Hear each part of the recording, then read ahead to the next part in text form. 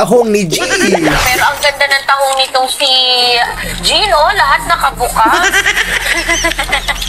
Bakit ka tumatawa? Hindi ba nga ba? Bakit? Ayan. So, itay na natin maluto. Tapos kailan nilalagay yung talbos? Pinakahuli natin nilalagay yung talbos.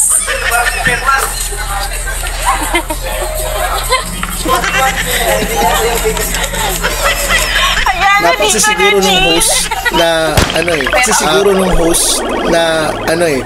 Bakit natawa yung nagluluto yung chef? Kasi parang nakabukong tahong. Ay, yung tahong ni Gino, sabi niya pagkakasabi. Ano eh, late na nalaman ng host na to yung nakalimutan ko yung name nito eh. Matagal lang ano to eh, host ng Umagang Kay Ganda. Siguro bawal ang green-minded mga ka-replay, bawal ang green-minded.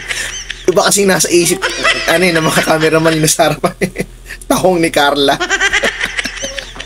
So, yun lang po. Kung good vibes lang po, this is Ka-Replay. Please follow for more videos. And please like and share.